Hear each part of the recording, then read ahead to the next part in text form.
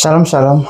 Je vous salue dans le nom de Jésus-Christ. Ici votre frère, le frère Cadet. Nous sommes là encore aujourd'hui par la grâce du Seigneur, par sa faveur, sa fidélité, sa bonté, sa compassion. Alors aujourd'hui, nous allons prier, nous allons intercéder, nous allons rendre grâce à Dieu pour ce qu'il a fait pour nous jusqu'à aujourd'hui. Nous allons louer son nom et nous allons appeler à ce qu'il nous accompagne, nous les intercesseurs, nous qui sommes les évangélistes. Et pas seulement pour nous, mais pour les gens du monde entier, pour ceux qui sont, que ça soit n'importe quel continent, quelle que soit la personne, la peau, la couleur, nous sommes les mêmes. Et nous faisons toutes choses pour la gloire du Seigneur. Nous sommes le même corps, n'est-ce pas? Nous sommes dans le corps qui est Christ et les membres qui sont attachés au corps, n'est-ce pas? La main a besoin des pieds, la tête a besoin également du cou. Donc, nous sommes unis, nous ne sommes pas divisés. Donc, c'est pour ça que nous allons intercéder les uns pour les autres, pour les frères et sœurs dans le monde entier, par rapport à l'évangélisation et pour le salut des âmes. Je me présente une fois encore, votre frère, le frère Cadet de tous les jours. Nous sommes encore là aujourd'hui, réunis. Et nous allons prier, nous allons rendre grâce à Dieu, solliciter Dieu pour qu'il fasse sa miséricorde, qu'il touche les personnes pour pouvoir parler de sa part, pour pouvoir évangéliser, pour que les âmes soient sauvées. Alléluia. Alors nous allons lever nos voix et nous allons bénir le nom du Seigneur, nous allons lui rendre grâce pour sa fidélité, pour sa faveur. Nous allons lui dire merci parce que il nous a gardés encore en vie. Merci parce que nous avons nos frères et nos sœurs encore en vie. Merci parce que nous avons les membres de notre église, de notre congrégation qui sont encore en vie. Nous avons encore nos collègues, ou bien nous sommes étudiants, nos amis, nos frères, et tous ceux-là avec qui nous partageons quelque chose, la vie, ou bien quelque chose en commun que nous connaissons. Nous rendons grâce à Dieu pour leur vie, pour tous ceux-là qui sont dans d'autres pays que nous connaissons. C'est une grâce, c'est un privilège, car c'est une faveur que Dieu nous a faite. Oui, parce que toi et moi, nous ne sommes pas différents que ceux-là qui sont dans les pays de guerre, les pays où il y a des tribulations, les pays où il y a des tremblements de terre, les pays où il y a vraiment la torture. C'est une grâce que nous vivons. Alors nous élevons nos voix, nous remercions le Seigneur dans le nom de Jésus, Père. Nous te rendons grâce, nous te bénissons, nous louons ta fidélité, ton amour qui ne cesse de remplir nos vies, ta miséricorde qui est vivante dans nos vies, Père, nous te rendons grâce. Et tel de nous vivons, Seigneur, nous pouvons marcher, nous pouvons nous sentir, nous pouvons mouvoir, Seigneur, nos membres. Quelle grâce, quel privilège que tu nous as fait. Que ton nom soit béni, que ton nom soit célébré, Seigneur éternel, au nom de Jésus. Éternel Dieu, ton règne est évident dans notre vie aujourd'hui parce que nous pouvons respirer gratuitement, nous pouvons voir gratuitement, nous pouvons parler gratuitement, nous pouvons, Seigneur, entendre gratuitement, nous pouvons manger, sentir et toucher. Quelle grâce, quelle faveur. Merci, Seigneur éternel Dieu. Même si je suis malade, Seigneur, je vis, il y a de l'espoir. Même si je suis dans une situation, Seigneur éternel Dieu, je vis, il y a de l'espoir. Et Seigneur, celui qui vit à l'assurance que tu n'as pas encore fini l'histoire de sa vie. C'est pour cela que nous te rendons grâce, nous te glorifions, nous te louons, nous t'exaltons, nous magnifions ton nom, Seigneur éternel Dieu, car tu es vivant, car tu es fidèle. À toi l'honneur, à toi la gloire, à toi la majesté, à toi la fidélité, au nom de Jésus. Que ton règne, Seigneur éternel Dieu, soit pleinement, Seigneur, en ce jour, Seigneur, et en cette semaine dans nos vies, au nom de Jésus. Béni soit ton nom, éternel Dieu, au plus haut des cieux. Au nom de Jésus, nous avons prié. Nous continuons la prière et nous demandons à ce que le Seigneur puisse reposer son esprit sur tout évangéliste, sur toute personne sur lequel il a appelé, toute personne, tout chrétien. Nous allons prier que le Seigneur, son esprit repose sur lui, sur toi, sur moi, sur nos frères, nos sœurs, qui que ce soit dans le monde entier, qui a, n'est-ce pas, qui a été sauvé par Jésus-Christ, qui a été gagné par Jésus-Christ, qui a reçu Seigneur Jésus-Christ comme son Seigneur et comme son Sauveur, et qui est chrétien, alors il est appelé à évangéliser. Alors nous allons prier, demander que le Saint-Esprit, nous allons demander que le Seigneur, par son esprit, repose sur tout chrétien, afin qu'il puisse évangéliser, sur toute personne, afin qu'il puisse avoir le désir de gagner les âmes, le désir de sauver, le désir de parler de Jésus-Christ, que l'Esprit de Dieu repose sur tout chacun de nous. Au nom de Jésus-Christ, nous prions. Nous prions, Père éternel, et nous demandons que ton esprit repose sur nous. Ce n'est pas la force que nous pouvons le faire, ni par notre intelligence, ni par notre puissance, ni par Notre sagesse, mais Père, c'est pas ton esprit, rien que ton esprit. Et c'est cet esprit-là, Seigneur, que nous invoquons en ce jour dans le nom de Jésus. Que mon frère, que ma sœur, et que moi, nous invoquons en ce jour au nom de Jésus-Christ, que cet esprit repose sur nous. Sur toute personne, Seigneur, qui est chrétienne dans le monde entier, nous prions, Père, que tu reposes ton esprit sur eux au nom de Jésus. Éternel Dieu, nous demandons, Père, que Seigneur, ton esprit se meut, Seigneur, sur nous. Afin que, Père, de ta part, nous parlions, Seigneur, de toi. De ta part, nous puissions parler librement de toi. De ta part, Seigneur éternel, de nous puissions évangéliser. De ta part, Seigneur, nous gagnons des âmes au nom de Jésus. Saint-Esprit, nous avons besoin de toi.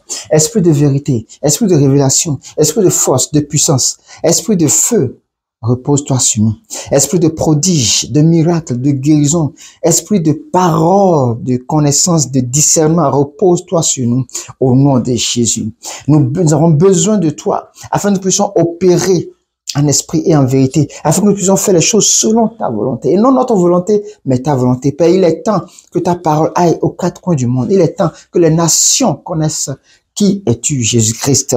Nous avons besoin de ta plénitude et qu'elle soit sur nous. Éternel Dieu, reposez sur chacun de nous au nom de Jésus. Saint-Esprit,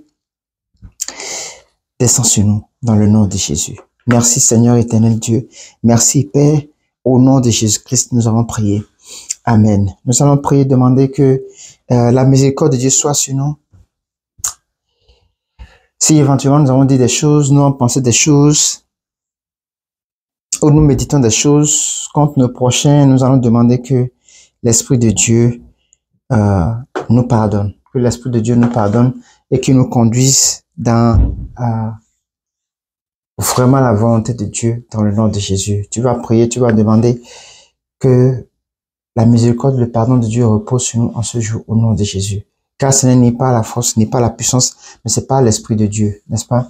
Alors nous allons prier que le Seigneur nous pardonne tout ce que nous avons fait, afin que quand nous serons sur le terrain, que nous puissions faire son œuvre dans la sainteté, dans la sanctification, au nom de Jésus. Père éternel Dieu, nous prions. Et nous demandons, Seigneur, que tu nous pardonnes nos paroles, nos faits et gestes, nos manques, nos lacunes, nos paresses par rapport à ta volonté, par rapport à ton œuvre. Nous prions que tu nous pardonnes au nom de Jésus. Père, sincèrement, nous venons devant toi tels que nous sommes. Prends-nous tels que nous sommes, Seigneur. Lave-nous, comme tu as lavé Josué et tu lui as changé les vêtements. Ces vêtements sales, tu l'as accordé d'avoir des vêtements nouveaux parce que tu l'as pardonné. Qu'il en soit ainsi pour mon frère, pour ma soeur et pour moi au nom de Jésus. Lave-nous, Seigneur éternel Dieu, toute pensée, Seigneur, qui nous retenait captifs, Seigneur éternel Dieu, Père, à cause des choses de ce monde, au nom de Jésus, nous les ramenons à l'obéissance du Christ au nom de Jésus.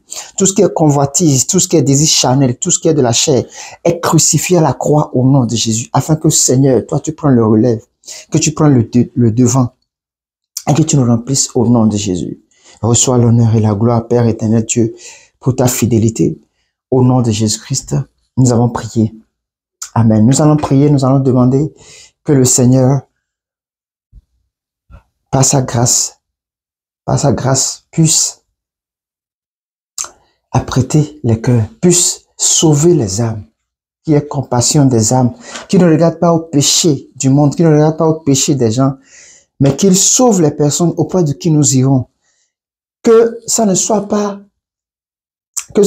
vraiment par nos propres forces, mais par son esprit, afin que les cœurs soient disposés à non seulement nous écouter, mais à être favorables à recevoir Christ. Nous prions pour le salut des âmes, nous prions pour la moisson, nous prions pour les âmes égarées, les âmes perdues, les brebis égarées au nom de Jésus. Père, nous prions un désir, Seigneur éternel Dieu, un désir fort en nous, Seigneur, c'est celui de gagner des âmes au nom de Jésus. Et nous demandons, éternel Dieu, Père, que les personnes à qui nous allons parler de toi, Seigneur, rends leur cœur favorable, rends leur cœur accessible, rends leur cœur incliné, Seigneur, à ta vérité, à ta volonté au nom de Jésus.